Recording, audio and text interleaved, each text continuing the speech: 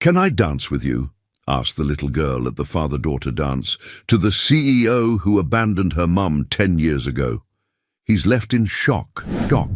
Just before we start, this community spans every continent. Drop your city's name if you feel comfortable sharing." The grand ballroom of the Westfield Hotel sparkled with tiny lights that reflected off the polished dance floor like stars. Fathers in suits twirled daughters in frilly dresses to the orchestra's gentle waltz. Robert Anderson stood at the edge of the charity event, scotch in hand, surveying the scene with detached interest. As CEO of Pinnacle Technologies, his presence was expected at these fundraisers, though children's causes had never been his priority. "Mr. Anderson, could I have a word?" A colleague approached, and Robert nodded, grateful for the distraction from the sentimental display before him. As they discussed quarterly projections, Robert felt a small tug on his jacket. Turning, he found himself looking down at a little girl with chestnut hair and familiar hazel eyes that stopped his breath. Her pale blue dress matched the ribbon in her hair, and she stood with a confidence that belied her small stature. "Excuse me," she said clearly, extending her hand formally. "Would you dance with me?" Robert stared, momentarily speechless. Something about her eyes, the shape, the color, struck him like a physical blow. "I'm sorry, sweetheart," he finally managed. "I think you've mistaken me for someone else. Your father must be around here somewhere." The little girl's expression didn't waver. "No mistake. You're Robert Anderson, CEO of Pinnacle Technologies." She paused, then delivered the words that would shatter his carefully constructed world. "And you're my father." The room seemed to tilt. Conversations faded to a distant hum as Robert stared at the child claiming to be his daughter. A daughter he never knew existed. "That's not possible," he whispered, though even as the words left his mouth he recognized Sarah's features in the girl's face. Sarah, whom he'd left 8 years ago. "My name is Emma Grace Anderson," she continued, undeterred. "I'm 7 years old. My birthday is March 18th. My mom is Sarah Wilson. You left when she was pregnant with me." Robert's colleague discreetly stepped away, leaving him alone with this child who spoke with such startling directness. "How did you find me?" he asked, his voice barely audible over the music. "Google," Emma replied simply. "Plus, your picture was in Mum's old box. The one she thinks I don't know about." She glanced at the dance floor. "So will you dance with me? Just one dance, that's all I came for." Robert felt dozens of eyes on them now, including those of the event photographer. Tomorrow's headline flashed in his mind. "Tech CEO refuses dance with child at charity ball." "Just one dance," he agreed, setting down his glass with a shaking hand. As they stepped onto the floor, Emma placed her small hand in his. "I've been practicing," she informed him seriously. "Michael taught me." "Michael?" "Mum's friend. He takes me to father-daughter things sometimes." Robert felt an irrational surge of jealousy as Emma guided him through the basic waltz steps. She counted under her breath, concentrating with an intensity that reminded him painfully of himself. "Does your mother know you're here?" he asked suddenly. Emma's slight hesitation told him everything. "She thinks I'm at a sleepover with Madison." "Emma, you can't just—" "I had to meet you," she interrupted, "just once." As the music swelled around them, Robert caught sight of his reflection in the ballroom's mirrored wall. A successful man dancing with a little girl who had his eyes and Sarah's determined chin. A daughter he hadn't known existed until 5 minutes ago. A daughter who had sought him out. "Why now?" he asked. "After 7 years?" Emma looked up at him, suddenly vulnerable despite her composure. "Because I needed to know if you were real." Sarah Wilson paced her living room, phone pressed to her ear, fighting to keep panic from her voice. "Madison's mother swears Emma never arrived for the sleepover. She thought we had cancelled. Her free hand clutched Emma's teddy bear, the one constant in her daughter's life.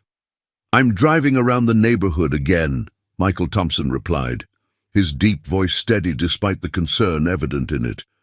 "Did you check her search history on the iPad?" Sarah froze. "Hold on!"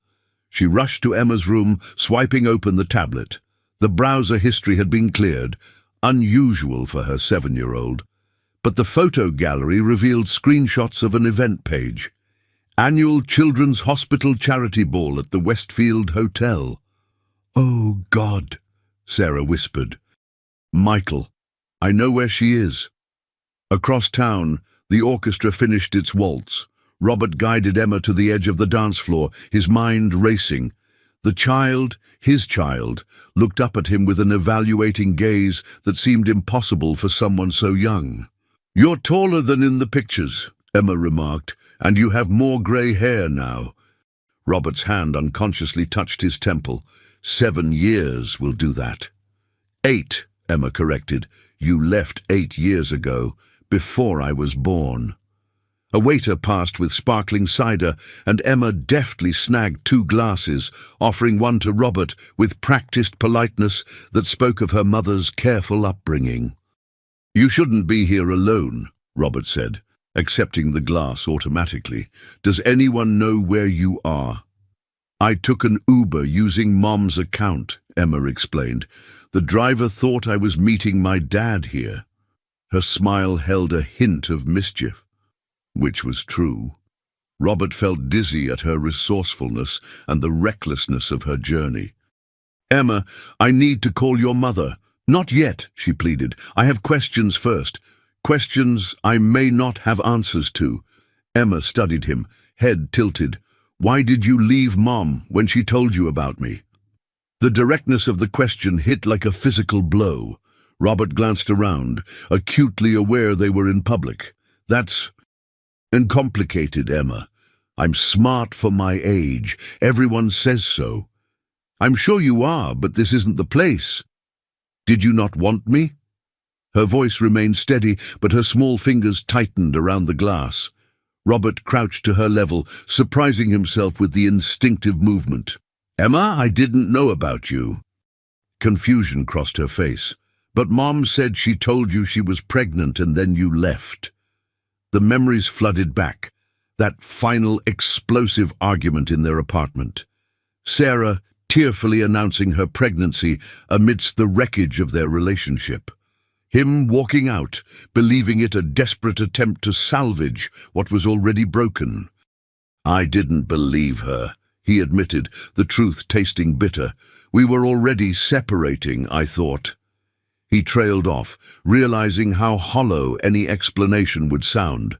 Emma digested this. "So you didn't leave because of me? You just didn't think I was real?" Something like that," Robert answered, the inadequacy of his response hanging between them. Emma's expression brightened slightly. "That's better than you leaving because you didn't want me." Before Robert could respond, a commotion at the entrance caught his attention. Sarah stood in the doorway, Michael beside her, both scanning the crowd frantically. Even from a distance, Robert recognized the mixture of fear and fury on his ex-wife's face. "That's Mom," Emma whispered, suddenly looking her age, a child caught in wrongdoing. "She's going to be so mad." "With good reason," Robert replied, standing and instinctively placing a protective hand on Emma's shoulder. The gesture surprised them both. Sarah spotted them, her face paling. 8 years dissolved in an instant as their eyes locked across the crowded room. "You should go to her," Robert said quietly. "This isn't how any of this should have happened." Emma looked up at him, suddenly urgent. "Will I see you again?" Before he could answer, Sarah was pushing through the crowd toward them, her expression a storm of emotions that Robert remembered all too well. "I don't know," he answered honestly, "but thank you for the dance, Emma." What were you thinking?" Sarah's voice cracked with the strain of maintaining composure in the hotel corridor. "Do you understand how dangerous that was? Taking an Uber alone, disappearing without telling anyone?"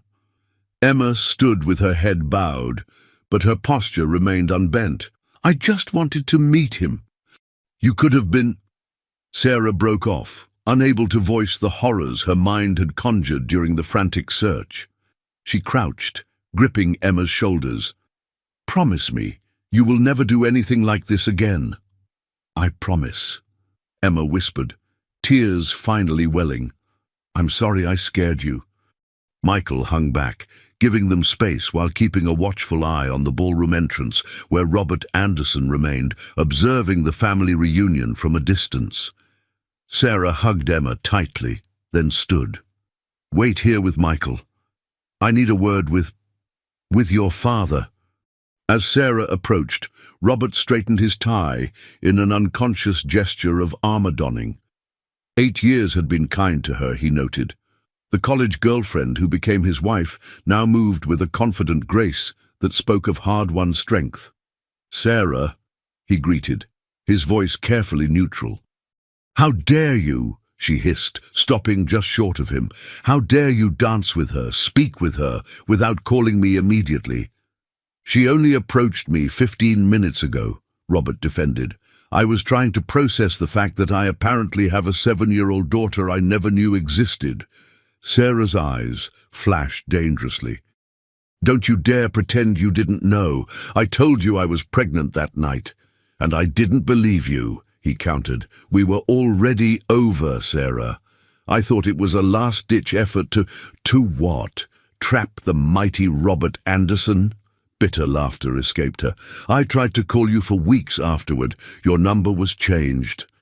Your assistant blocked me. Your lawyer delivered divorce papers that made no mention of a child." Robert's certainty faltered. "I instructed them to handle everything. I was opening the Singapore office." "Always the convenient business trip." Sarah's voice dripped with old pain. "She has your eyes, Robert, and your birthmark on her shoulder.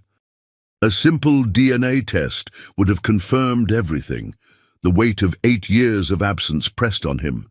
"I didn't know," he repeated, though the excuse sounded hollow even to himself. "Well, now you do," Sarah replied.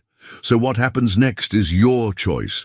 You can disappear again. You're good at that, or, he prompted when she didn't continue. Sarah looked back at Emma, who was showing Michael something on her small, beaded purse, her animated gestures a mirror of Robert's own mannerisms during business presentations. "Or you can be her father," Sarah finished quietly. "But understand this, if you choose to be in her life, it's not casual. It's not when it's convenient between board meetings. It's ballet recitals and science fairs, and being there when she has nightmares." Robert felt the foundations of his carefully structured life shifting. "I need time to think." "Take all the time you need," Sarah replied with practiced indifference. "We've managed 7 years without you. We'll manage more." She turned to leave, then paused. "She researched you for months, you know. Saved her allowance to buy the ticket to this event. Practiced dancing with Michael for weeks." Her voice softened fractionally. "Whatever you decide, remember she's the one who found you, not the other way around." As Sarah walked back toward Emma and Michael, Robert called after her. "How do I contact you if I—" "Emma left something for you," Sarah replied without turning. "Check your pocket."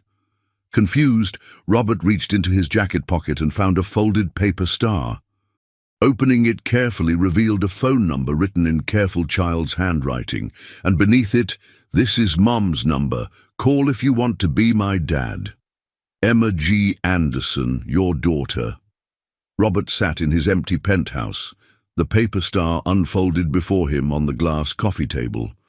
3 days had passed since the charity ball. 3 days of distracted meetings and sleepless nights. His executive assistant had noticed, diplomatically rearranging his schedule to accommodate his unusual distraction. The DNA test results lay beside the star, rushed through a private lab at considerable expense. 99.9998% probability of paternity. The clinical confirmation of what Emma's hazel eyes had already told him. He had a daughter. His phone chimed with Michael Thompson's third call of the day. Robert had been avoiding his VP of operations and apparent stand-in father figure to his daughter. The thought still jolted him, his daughter, his friend, playing father to his child. Finally he answered. "Michael." "About time," came the familiar voice. "We need to talk, Rob." "About Emma?" "Yes, about Emma. And Sarah. And the fact that you've been walking around the office like a ghost for 3 days." Robert sighed. "Come over tonight. Bring whatever files need my attention." "I'll bring scotch instead," Michael replied. "Files can wait." Hours later, 2 tumblers of Macallan 25 sat between them as Michael filled the silences Robert left. "She's extraordinary, Rob. Brilliant, stubborn, observant. Reads at a high school level already. Plays chess like a demon," pride colored Michael's voice. "She's got your analytical mind and Sarah's compassion." Robert swirled his untouched scotch. "How long have you been in their lives?" "Since the beginning," Michael admitted.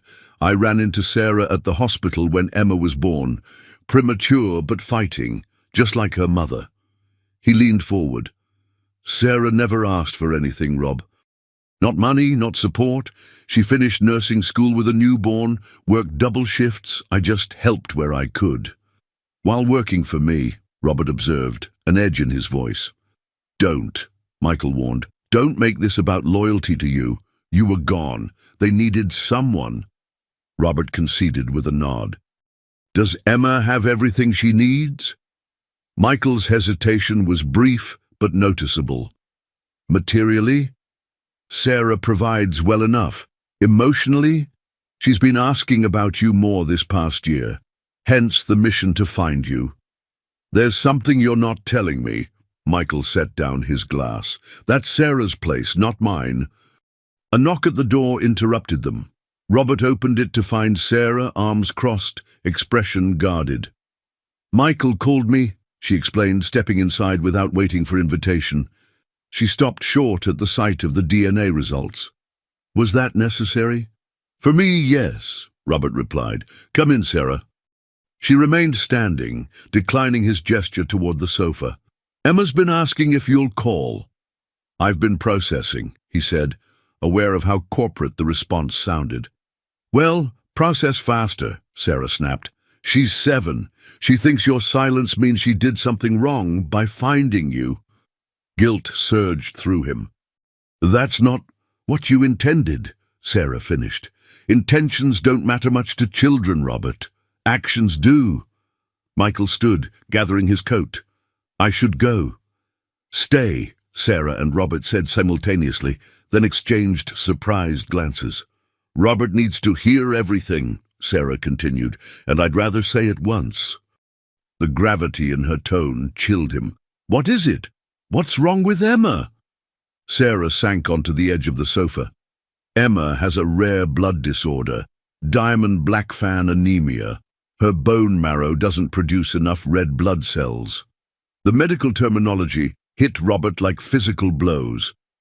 "Is it treatable?" "She has monthly transfusions, takes medications daily, but her body is becoming resistant." Sarah's clinical tone couldn't hide her fear. "She needs a bone marrow transplant. I'm not a match, neither is Michael." Understanding dawned with terrible clarity. "That's why she sought me out now." Sarah's eyes flashed. "No, Emma has no idea I'm here tonight. She found you because she's wanted to know her father her entire life," her voice caught. "But yes, we need to test if you're a match. It could save her life." Robert stared at the paper star, its edges worn from his handling. "When?" "The specialist can see you tomorrow," Michael interjected. "I've already cleared your schedule." Robert looked between them, his ex-wife and his friend, united in their concern for a child he'd only just discovered. A child who needed him in ways he couldn't have imagined. "I'll be there," he promised, the words feeling inadequate against the weight of 7 missed years and an uncertain future. The children's ward bustled with activity as Robert followed Sarah through corridors decorated with bright murals and twinkling lights. Every step felt surreal, this hidden parallel universe of childhood illness existing alongside his world of boardrooms and balance sheets. "Emma doesn't know why you're here," Sarah reminded him, stopping outside a room with construction paper stars on the door. "She thinks you're just visiting." "And if I'm a match?" Robert asked quietly. Sarah's expression softened marginally. "Then we'll explain everything together." Inside, Emma sat cross-legged on the hospital bed, a chessboard before her, Michael seated opposite. Her face lit up when she spotted Robert, though she quickly composed herself into studied casualness. "You came," she observed, moving a knight with deliberate precision. "Check, Michael." Michael groaned theatrically. "She's ruthless, Rob." "No mercy for an old man." Robert approached cautiously, noting the IV line disappearing beneath Emma's Wonder Woman pajama sleeve. "I got your message. Very professional. The star was a nice touch." "Origami," Emma explained. "I'm learning from YouTube. I can make cranes and frogs, too." She studied him openly. "You look tired." "Emma," Sarah admonished gently. "It's fine," Robert assured her. "I am tired. Work has been busy." Emma nodded knowingly. "Michael says you run a very important company that makes computers talk to each other." "That's surprisingly accurate," Robert acknowledged, with a glance at Michael, who shrugged innocently. A nurse appeared with a cheerful smile. "Mr. Anderson, we're ready for you now." Emma's gaze sharpened. "Ready for what?" Sarah stepped forward. "Robert just needs some tests, sweetie. Routine checkup." Emma's eyes narrowed suspiciously. "In the pediatric oncology ward?" Robert felt a surge of respect for her perception. No wonder she'd managed to track him down. "I'll be back soon," he promised, following the nurse. An hour later, Robert sat in Dr. Olivia Martinez's office as she explained the bone marrow donation process. The preliminary blood work showed promising compatibility, though final results would take days. "If you're a match, Doctor," Martinez explained, "the actual donation procedure takes about 2 hours. We use a special needle to withdraw liquid marrow from your pelvic bone." "And recovery time?" Robert asked, already mentally rearranging his calendar. "A week of soreness, perhaps 2 before you feel completely normal. And for Emma, if this works?" "Doctor," Martinez's expression softened. "The transplant is difficult. Recovery takes months, but success rates are good with familial donors." She studied him. "You just learned about your daughter, didn't you?" Robert nodded, unable to vocalize the complex emotions churning within him. "For what it's worth," the doctor offered, "Sarah is one of the strongest parents I've ever worked with. Emma is extraordinary. However you proceed from here, they've built something remarkable." When Robert returned to Emma's room, he found her alone, Sarah and Michael having stepped out for coffee. "Are you sick too?" Emma asked bluntly as he sat beside her bed. "No," he answered honestly. "Then why are they testing you?" Robert considered his options. "Emma, what do you know about your condition?" She sighed with the exasperation of one who'd explained this many times. "My bone marrow is lazy. It doesn't make enough red blood cells, which carry oxygen, so I get tired a lot. Sometimes I need other people's blood." She pointed to the IV. "Like today." "And has your mom explained about bone marrow transplants?" Emma stilled. "Those are for when the medicine stops working as well." Her eyes widened. "Are you getting tested to see if you can give me your bone marrow?" Robert nodded, struck by her quick understanding. "Does that mean the medicine is stopping working?" Fear crept into her voice for the first time. "It means we're exploring all options," Robert answered carefully. "Your mom is very thorough. Emma considered this." "If you matched, would it hurt you?" "A little," he admitted, "but not for long." "Would you do it, even though you just met me?" The question hung between them, simple yet profound. "Yes," Robert said, surprised by the immediacy and certainty of his answer. Without hesitation. Emma's small hand reached for his, her grip surprisingly strong. "Thank you." She paused. "Does this mean you're staying? In my life, I mean." Before Robert could answer, Sarah and Michael returned. The moment fractured, Emma's question lingering unanswered, as the adults exchanged meaningful glances over her head. Later, in the hospital corridor, Dr. Martinez approached with preliminary results. "We need more tests, but it's looking promising, very promising." "When will we know for certain?" Sarah asked, hope warring with caution in her voice. "By Friday," the doctor assured them. "If Mr. Anderson is a match, we can schedule the procedure for next week." As they walked to the parking lot, an uncomfortable silence stretched between them, until Robert finally spoke. "I'd like to see her again.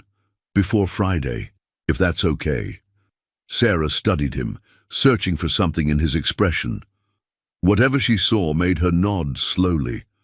"She has chess club tomorrow after school. 4 o'clock at the community center on Maple Street." "I'll be there," Robert promised. As he watched Sarah drive away, Michael clapped him on the shoulder. "For what it's worth, I think you're doing the right thing." "I'm not doing it to be right," Robert replied quietly. "I'm doing it because she's my daughter." The words felt strange on his tongue, yet undeniably true. The community center hummed with the concentrated silence of children in thought. Robert stood at the back of the room, feeling conspicuously out of place in his business suit among parents in casual attire.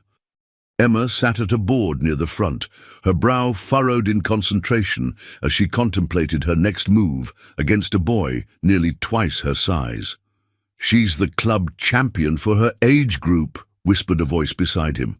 Robert turned to find Sarah, who'd apparently slipped in after him. "Been playing since she was 4. "Did you teach her?" He asked. Sarah shook her head. "Michael. He's played since college." The familiar twinge of jealousy returned. All these milestones, these skills, these aspects of his daughter's personality, shaped by another man while he'd been oblivious, focused on quarterly reports and market expansions. "Thank you for letting me come," he said, instead of voicing these thoughts. Sarah's gaze remained on Emma. "She asked if you would. That's the only reason." On the board, Emma executed a complex maneuver that left her opponent blinking in surprise. A small smile played at the corner of her mouth, an expression Robert recognized from his own mirror. "The test results came in early," Sarah said quietly. "Dr. Martinez called an hour ago." Robert's heart stuttered. "And? You're a match, a very good one."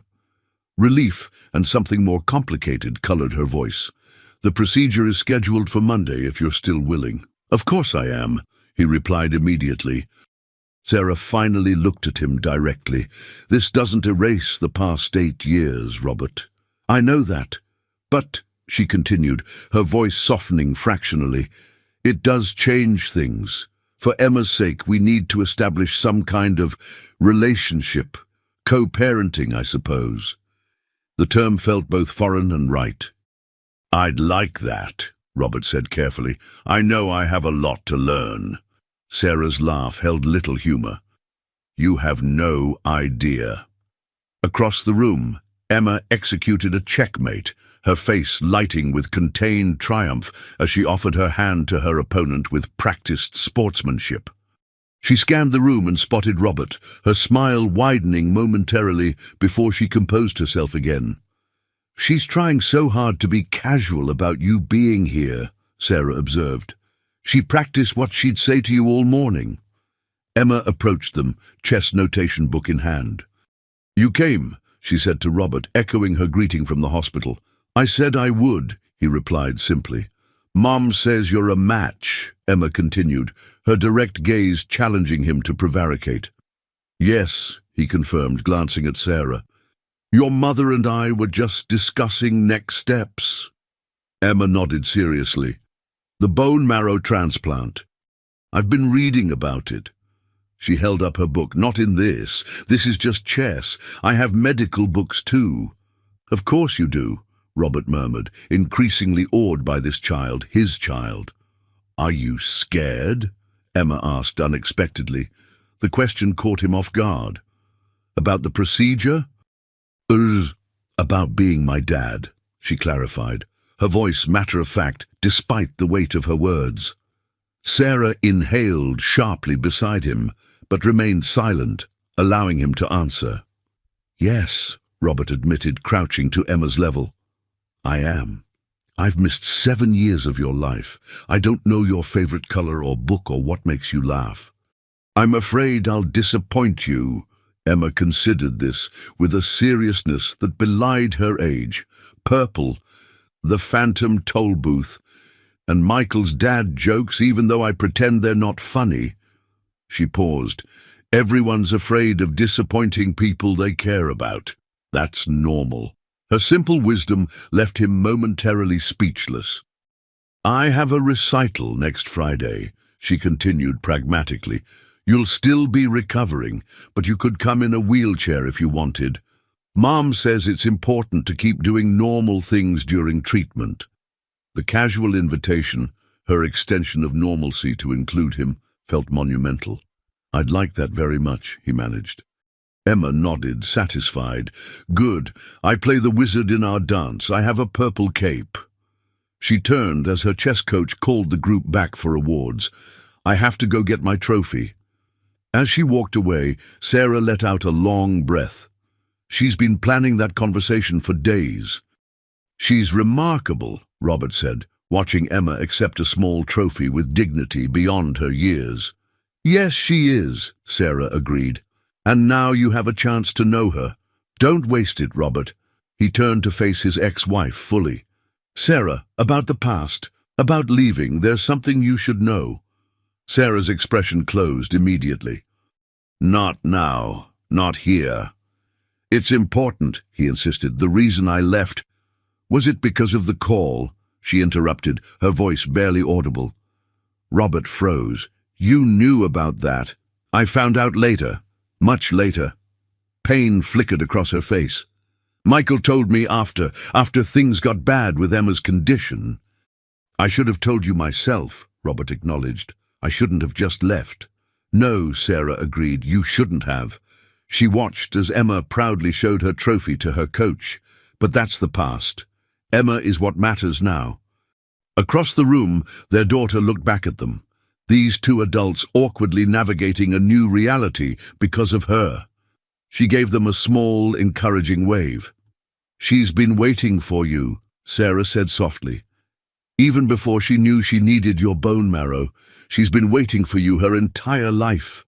The weight of those words settled on Robert's shoulders, not as a burden, but as a responsibility he was finally ready to accept.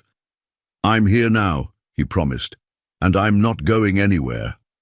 The morning of the bone marrow procedure dawned clear and crisp. Robert stood at his penthouse window, watching the sun rise over the city skyline. In 3 hours, doctors would extract the marrow that might save his daughter's life. The thought still felt surreal. His daughter, whom he'd known for less than 2 weeks. His phone chimed with a text from Emma. Good luck today. Don't be scared. The doctors are really nice. The simple message, sent from Sarah's phone, brought an unexpected lump to his throat. A child comforting an adult, her way of establishing connection on this momentous day. Michael arrived to drive him to the hospital. Nervous? He asked, as they navigated morning traffic. About the procedure? No, Robert replied. About everything after? Absolutely. One day at a time, Michael advised. That's how Sarah's handled everything since Emma's diagnosis. Robert nodded, then asked the question that had been haunting him. Why didn't you tell me sooner? About Emma? You've known all along. Michael's hands tightened on the steering wheel. Sarah made me promise not to. And after what happened with your father, you knew I would have come back if I'd known the truth. Would you? Michael challenged. You were building an empire, Rob. You left Sarah when she needed you most. I wasn't convinced a child would change that. The hospital loomed ahead, ending their conversation as they pulled into the parking structure. Inside, Emma waited in a wheelchair, her small frame dwarfed by hospital equipment. Her face lit up when she spotted Robert, though fatigue shadowed her eyes. "You came," she said, her customary greeting that now carried layers of meaning between them. "Of course," Robert replied, kneeling beside her wheelchair. "I promised." Dr. Martinez approached with warm efficiency. "Good morning, Mr. Anderson. We've prepared everything. Emma wanted to see you before you both go in for your procedures." "Can I ask something first?" Emma looked between Robert and Sarah, who stood protectively nearby. "Anything," Sarah assured her. "After this is over, and if it works." Emma hesitated. "Will we be a real family, like with Robert visiting on weekends and stuff?" The question hung in the air, weighted with hope and complexity. Robert met Sarah's gaze over Emma's head, an unspoken conversation passing between them. The past could not be erased, but perhaps the future could be rewritten. "Yes," Robert answered firmly. "We'll figure it out together. All of us." Sarah's small nod confirmed the promise. Michael stepped back slightly, his role in this new configuration uncertain but his support unwavering. Emma smiled, satisfied. "Good. Because I already told Madison you're coming to Career Day next month." Robert laughed, surprised. "Did you now?" "Tech CEOs are very impressive," Emma informed him solemnly. "Much cooler than Madison's dad who sells insurance." The tension broke as they all chuckled, momentarily united by this extraordinary child's matter-of-fact planning for a future she was fighting to have. As orderlies arrived to take them to separate procedure rooms, Emma reached for Robert's hand. "See you on the other side," she said, echoing a phrase she'd clearly picked up from medical dramas. "Count on it," Robert promised, squeezing her small fingers gently before letting go. Hours later, groggy from anesthesia and sore from the extraction site, Robert woke to find Sarah sitting beside his recovery bed. "It went perfectly," she said before he could ask. "They're transplanting the marrow now. Emma's doing well." Relief washed over him. "Thank you for letting me do this, for letting me be part of her life." Sarah's expression softened. "She chose you, Robert. I'm just following her lead." She paused. "Besides, some things are meant to be, even if they take detours along the way." 6 weeks after the transplant, Emma sat cross-legged on her hospital bed, a chessboard between her and Robert. Outside, autumn painted Central Park in fiery colors, visible from her room's window. Her hair was growing back in wispy patches, a side effect of the anti-rejection medications. "Check," she announced, moving her bishop with careful precision. Robert studied the board, impressed. "You've been practicing." "Michael brings his laptop when you're at board meetings. We play online." She adjusted her knitted purple beanie, a gift from Robert's executive assistant who had taken to sending weekly care packages. The mention of Michael still triggered a complicated mix of gratitude and jealousy in Robert. The man had been there for all the moments he'd missed, first steps, first words, first day of school. "Your move," Emma prompted, interrupting his thoughts. Robert moved his knight, deliberately setting up a teaching moment. Emma spotted it immediately, capturing his queen with a triumphant grin. "You did that on purpose," she accused. "Prove it," he challenged, enjoying her indignation. The door opened as Sarah entered with Dr. Martinez. The doctor's expression revealed nothing as she reviewed Emma's latest test results. "Well?" Sarah prompted, tension evident in her voice. Dr. Martinez smiled. "The numbers are excellent. The transplant is taking beautifully. Another 2 weeks, and Emma can continue recovery at home with weekly outpatient visits." Emma let out a small whoop, then composed herself with practiced dignity. "Does this mean I can go back to school after Christmas break?" "If things continue this way, yes," the doctor confirmed. After she left, Emma turned to Robert. That means you won't have to visit me in the hospital anymore. No, he agreed. I'll have to visit you at home instead.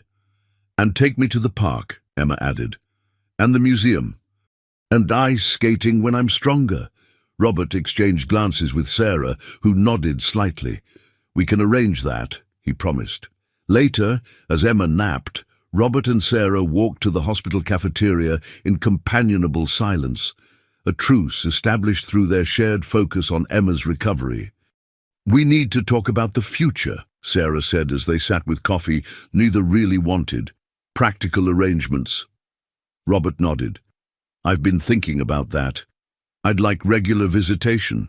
Weekends, perhaps? Some holidays? That would work, Sarah agreed. Emma needs stability, but she also needs you in her life. She hesitated. There's something else. The medical bills. The insurance covers most, but not all. I want to help, Robert said immediately. Please, let me. Sarah studied him. This isn't about money, Robert. It's about commitment. If you're in her life now, you're in it completely. No disappearing when things get difficult. I'm not that person anymore, he promised. Aren't you? Sarah challenged gently. The call that made you leave 8 years ago. Would you make a different choice today? The question struck at the heart of their unresolved past. Robert's father's desperate call from the hospital, his mother's condition deteriorating rapidly. The impossible choice between his disintegrating marriage and his dying mother. The decision to leave without proper explanation, too overwhelmed to navigate both crises. Yes, he answered honestly, I would have found a way to handle both. Sarah nodded, accepting his answer without further comment. Emma wants to spend Christmas at home. I'd like you to join us for dinner that day, if you're willing. The invitation, carefully framed and limited, represented a step forward Robert hadn't dared hope for so soon. I'd be honored, he replied simply. As they returned to Emma's room, they found Michael reading to her from the phantom toll booth. He looked up, closing the book as they entered. Just getting to the good part, he explained. Don't stop, Emma protested. Robert hasn't heard this story yet. The three adults exchanged glances, navigating their evolving roles in this child's life. Then Michael reopened the book, continuing the story as Emma snuggled deeper into her pillows, content to have her expanding family together in one room. Snow fell gently outside the window of Sarah's brownstone as Robert rang the doorbell, gifts balanced carefully in his arms. The house was modest but warm, decorated with twinkling lights and handmade ornaments that spoke of years of Christmases he'd missed.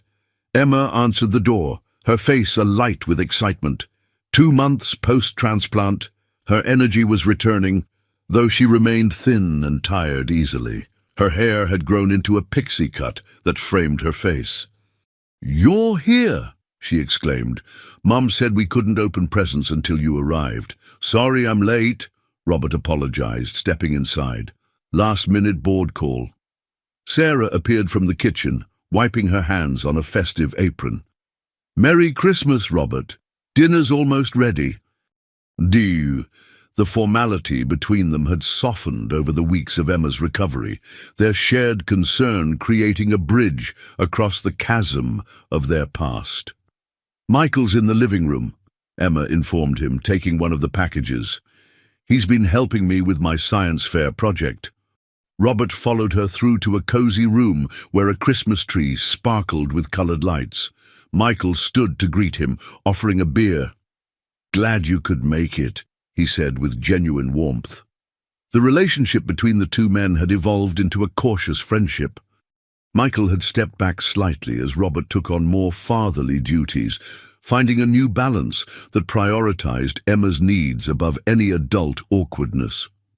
"Present time," Emma announced, settling cross-legged by the tree, with the enthusiasm of any 7-year-old at Christmas, despite her medical challenges. They watched as she unwrapped Robert's gift, a telescope with accompanying star charts. Her eyes widened. "Is this professional grade?" "Semi-professional," Robert clarified. We can set it up on your roof when the weather clears." "Michael, look!" Emma exclaimed, showing him the telescope's features. As the two examined it together, Sarah touched Robert's arm lightly. "Perfect gift. She's been obsessed with astronomy since reading about female astronauts." "I had help," Robert admitted. "My assistant researched age-appropriate models." Sarah smiled. "You're learning." Dinner was a surprisingly comfortable affair, the adults maintaining conversation around Emma's excited chatter about returning to school in January. "Only half days at first," Sarah reminded her. "Doctor's orders." "But I'll make it to the science fair," Emma insisted. "My project on bone marrow transplants is going to win first place." Robert raised his eyebrows. "Using your own experience as research?" "Of course," Emma replied matter-of-factly. "Primary sources are the most reliable." After dinner, while Emma showed Michael her new telescope by the window, Sarah handed Robert a small package. "From Emma and me," she explained. Inside was a framed photograph of Emma as a newborn, tiny in her NICU incubator. The second item was a USB drive. "What's this?" he asked. "Everything you missed," Sarah said quietly. "First steps, first words, birthdays. I kept digital albums. Emma thought you should have them." Robert stared at the gifts, emotion tightening his throat. "Sarah, I don't know what to say." "You don't have to say anything," she replied. "Just be here now. That's all that matters." Later, as Robert prepared to leave, Emma hugged him fiercely. "Best Christmas ever," she declared. "We're just getting started," he promised, realizing as he said it that he meant every word. On the doorstep, Sarah paused before closing the door. "Happy New Year, Robert. See you at Emma's doctor appointment on Thursday." "Wouldn't miss it," he assured her, watching as snowflakes gathered on her hair. For a moment he glimpsed the young woman he'd fallen in love with years ago, resilient, determined, kind, despite life's hardships. But the moment passed, and Sarah smiled politely before closing the door. Some bridges, Robert reflected as he walked to his car, took longer to rebuild than others. But for Emma's sake, and perhaps for their own, it was worth the effort. Spring arrived with a burst of color in Central Park. Emma raced ahead on the path, her energy fully restored after 6 months of recovery. Behind her, Robert and Sarah walked side by side, watching their daughter with shared pride. "Dr. Martinez says her latest tests are perfect," Sarah reported. "Better than they dared hope." "That's wonderful," Robert replied, his relief palpable. The fear of rejection or complications had shadowed them through the winter months, but Emma had proven as resilient in recovery as she was determined in chess. "She's invited half her class to her birthday party next month," Sarah continued, "including Madison, who's apparently forgiven her for the sleepover deception." Robert smiled. 8 years old. Hard to believe. "Try living through all 8, Sarah said, but her tone held no bitterness now. They'd established a routine over the months. Robert took Emma every other weekend and Wednesday evenings. He'd purchased an apartment 10 minutes from Sarah's home, converting the second bedroom into a space that reflected Emma's evolving interests: astronomy, chess, and most recently, computer programming. "I've been meaning to ask," Robert ventured. "About Michael." Sarah glanced at him. "What about him?" "What?" "I noticed he hasn't been around as much lately." A complicated expression crossed Sarah's face. Michael needed some space to figure out his role in all this. "I never meant to push him out," Robert said carefully. "He's been important to Emma, to both of you." "It's complicated," Sarah admitted. "For 8 years it was the 3 of us. Now it's different." Ahead, Emma had stopped to examine a butterfly perched on a flowering bush. The spring sunlight caught her hair, now grown into a bob that curled slightly at her chin. "I owe him a debt I can never repay," Robert said quietly. "For being there when I wasn't." Sarah touched his arm briefly. "He knows that." She hesitated. "There's something you should know about Michael and me." Before she could continue, Emma called out, waving them forward excitedly, "Dad! Mom! Come see this chrysalis!" The word Dad still sent a thrill of wonder through Robert each time Emma used it. The transition had happened naturally over the months of his involvement, moving from Robert to Dad without ceremony or discussion. They joined Emma by the bush, admiring the delicate chrysalis hanging from a branch. "It's a monarch," Emma informed them authoritatively. "We learned about metamorphosis in science class. Inside, it's completely breaking down and rebuilding itself into something new." Sarah and Robert exchanged glances over their daughter's head, the metaphor not lost on either of them. "Change can be beautiful," Sarah observed. "But it takes time," Robert added. Emma looked between them. "Are you guys talking about butterflies or something else?" "Both, maybe," Sarah replied with a small smile. Later, after ice cream and a visit to the Natural History Museum, Robert walked them back to Sarah's brownstone. Emma raced inside to call Madison about their butterfly sighting, leaving the adults momentarily alone on the stoop. "What were you going to tell me about you and Michael?" Robert asked. Sarah sighed. "Michael asked me to marry him last year before Emma found you." The revelation shouldn't have surprised Robert, yet it did. "And you said?" "I said I needed time," Sarah replied. "Then everything changed when Emma found you." She met his gaze directly. "He's a good man, Robert. He loves Emma like his own." "I know," Robert acknowledged. "Are you going to accept?" Sarah looked toward the door, where their daughter had disappeared. "I don't know yet. Everything's different now. We're all finding our way in this new reality." Robert nodded, understanding the complexity of their intertwined lives. "Whatever happens, Emma comes first. We agree on that." "Always," Sarah confirmed. She hesitated, then added, "Thank you, Robert, for becoming the father she always needed." As he walked away, Robert reflected on the strange journey that had brought him here. From isolated CEO to co-parent, from stranger to father. The chrysalis Emma had shown them seemed an apt symbol for them all, breaking down old structures to build something new and perhaps more beautiful. The ballroom of the Westfield Hotel sparkled once again with tiny lights, almost exactly 1 year after Emma had first approached Robert on this same dance floor. Now they entered together, Emma's hand tucked confidently in his as they made their way through the Children's Hospital annual charity ball. "There's Dr. Martinez," Emma pointed out, waving to her oncologist who was speaking with hospital administrators. At 8 years old, Emma carried herself with the poise of someone much older, her purple dress, her favorite color still, chosen specifically for this symbolic evening. The past year had transformed her from patient to advocate.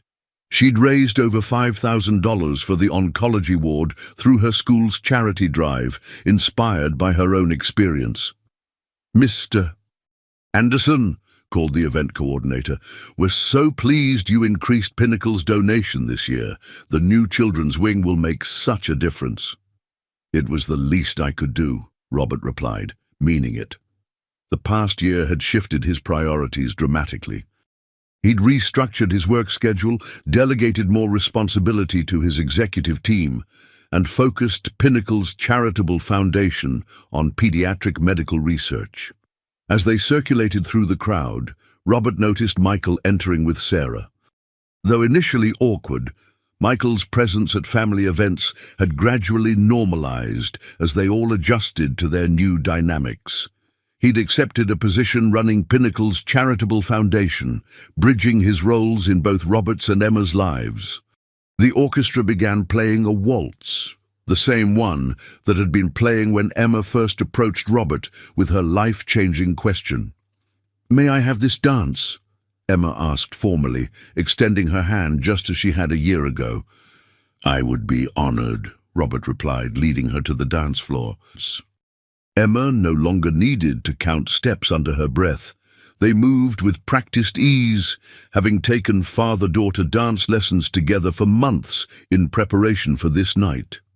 "Remember when I surprised you here last year?" Emma asked, looking up at him. "How could I forget? You turned my whole life upside down." "For the better, right?" she prompted with a grin.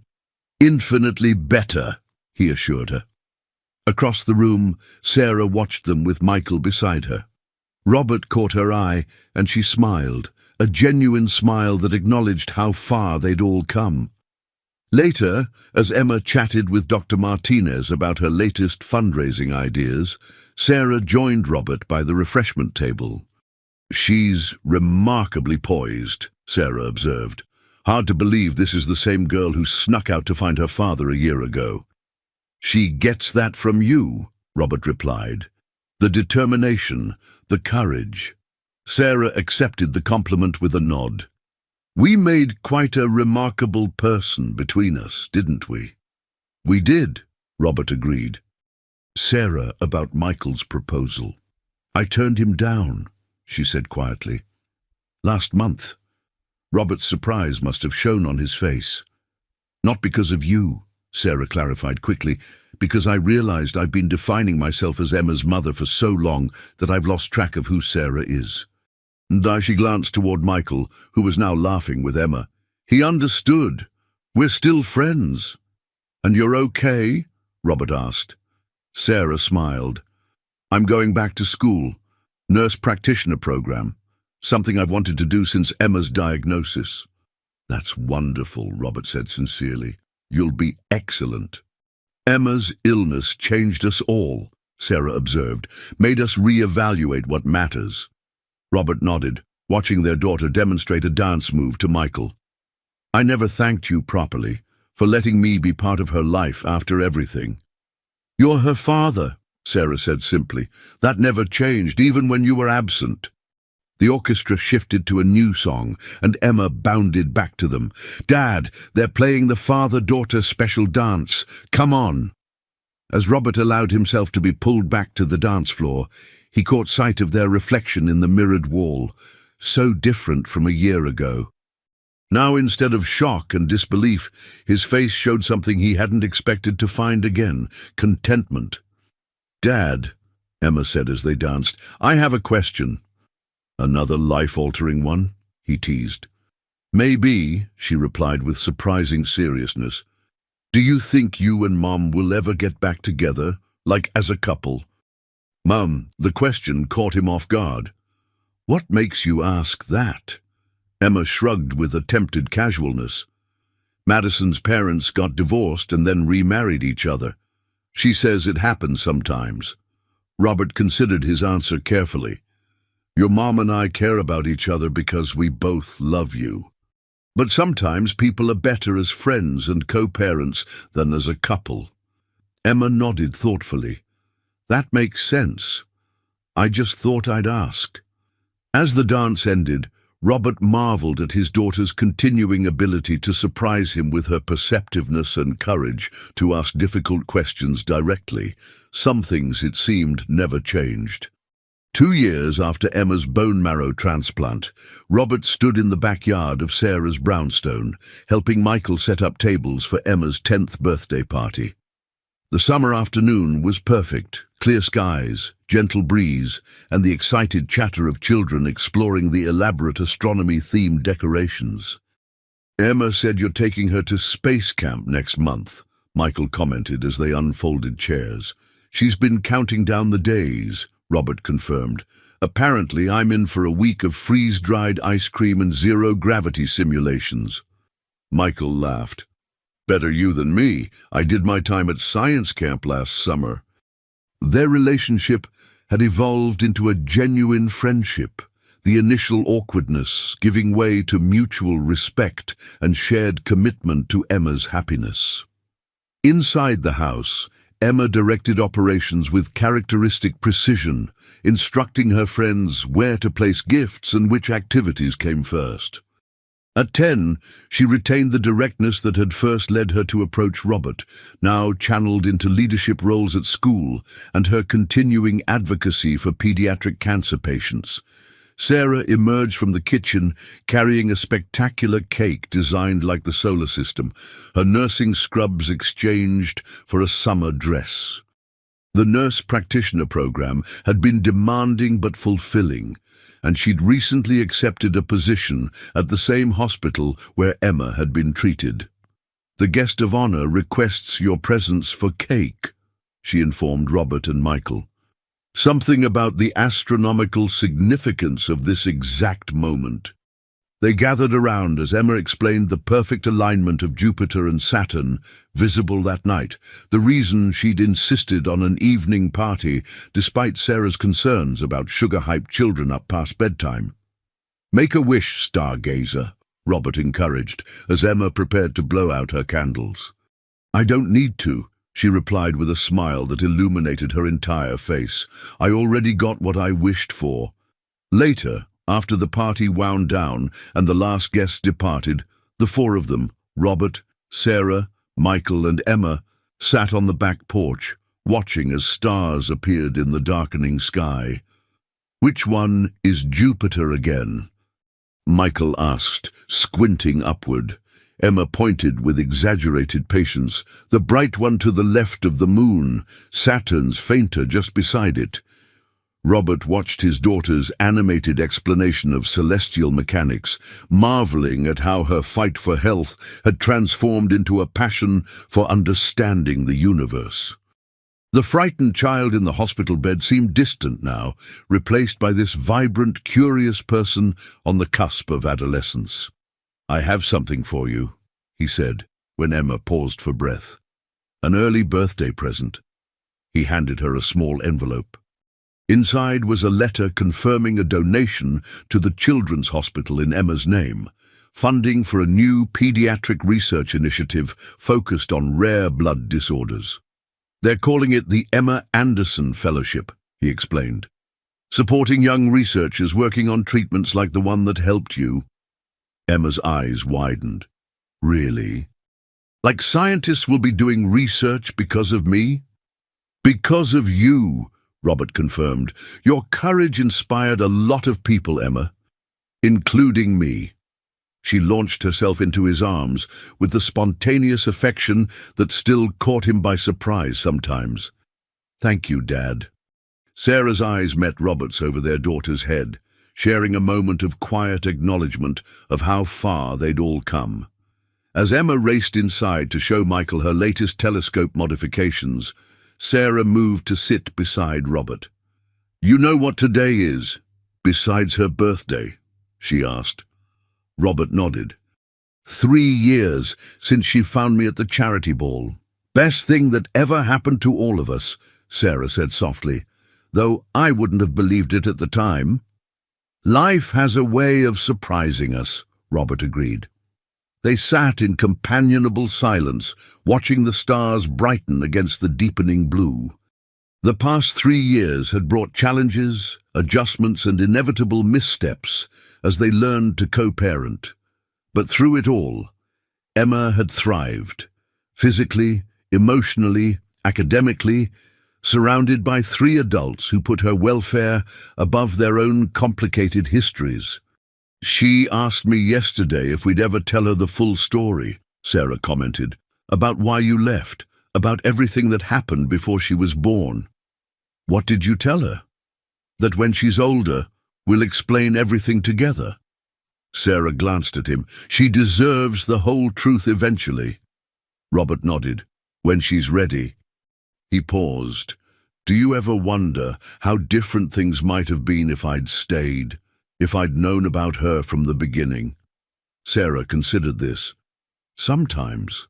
But then we wouldn't be who we are now.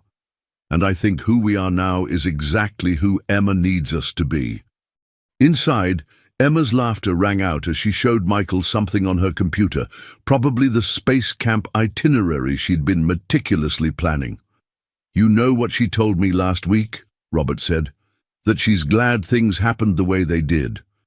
That if I'd been around all along, she might never have needed the bone marrow transplant that fixed her blood forever." Sarah smiled, though her eyes glistened slightly. "Leave it to Emma. to find the silver lining in everything. As the first stars fully emerged, Emma burst back onto the porch, telescope in hand. "Jupiter's visible! Come see!" They gathered around as she adjusted the focus, each taking turns to peer through the lens at the distant planet. Emma's enthusiasm was contagious, her joy complete in the presence of her unconventional but devoted family. Some journeys, Robert reflected as he watched his daughter name the visible stars, began with a simple question and led to destinations never imagined. 3 years ago, a brave little girl had asked him to dance. In doing so, she'd led him to the most meaningful role of his life, being her father. "Make a wish, Dad," Emma urged as a shooting star streaked across the sky. Robert smiled, his hand finding Sarah's in the darkness as Emma leaned against his shoulder. "I don't need to," he echoed his daughter's earlier words.